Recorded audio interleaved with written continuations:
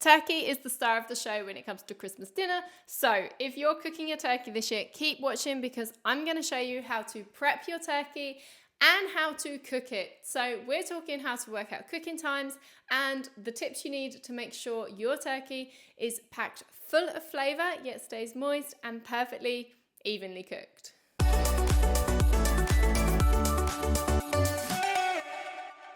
So when it comes to prepping your turkey, don't be tempted to cook your stuffing inside your turkey. If you do, you risk overcooking it because even when the meat is done, you'll need to cook your turkey for longer to make sure the core of the stuffing, which is full of raw meat juices, regardless of whether it's a sage and onion stuffing or not, also reaches a high enough temperature, which means the rest of your turkey is drying out while you're trying to cook the stuffing. But there is another way. Now, you can do this prep on Christmas Eve, so you still don't need to do it on Christmas morning. So you want to start off by prepping your veg. So in here we've got some chopped up onions, some oranges, some celery, and I've also got some halved carrots as well. Put that to one side whilst you make some garlicky herb butter. So we've started off by putting some softened butter into a jug and then chopping up some herbs. Here we're just chopping up thyme, and I'm going to keep half of it aside until the end and add half of it into the butter along with some minced garlic, and we're going to give that all a good mix to cream it together. And then we're going to put it into a disposable piping bag or a sandwich bag. You don't want to use a washable piping bag because it's going to be touching raw meat, so just use one that's single wash only.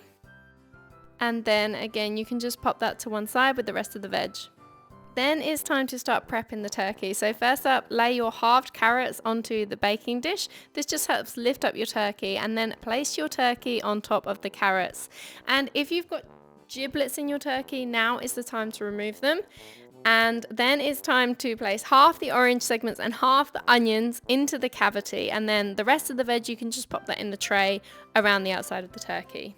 Now at the tip of the entrance to the cavity, you want to cut a hole in between the meat and the skin, and then you can use something like a spoon handle to help separate the skin from the meat to create a pocket. Now then you can squeeze your butter mix directly into the pocket on each side of the breast.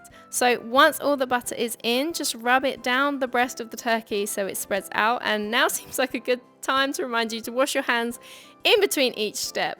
But once you've done that, you then drizzle some oil over the top of your turkey and then season with a good amount of salt and pepper, and then again just rub it in so it gets all over the turkey. Then it's time to lattice the top of your turkey with some rashers of smoked streaky bacon. So the amount of rashers you'll need will depend on the size of your turkey, but you want to make sure it's totally covered, even the legs as well. And then once it's completely covered, just sprinkle the rest of the chopped thyme over the top of the turkey as well. And then lastly, you want to tie the legs together just using some cooking string.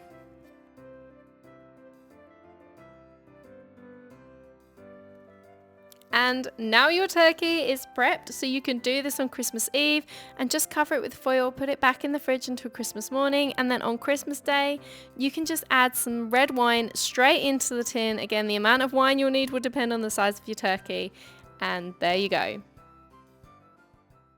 So that then leads me on to the second part of this video, the cooking. So ahead of Christmas Day, you'll need to work out how long your turkey will need to cook. Now, sometimes there are estimated cooking times printed on the label, but if there aren't, then you can easily work out your cooking time using the Food Standards Agency guidance, which is 45 minutes per kilogram, plus 20 minutes for all turkeys that are under 4.5 kilograms.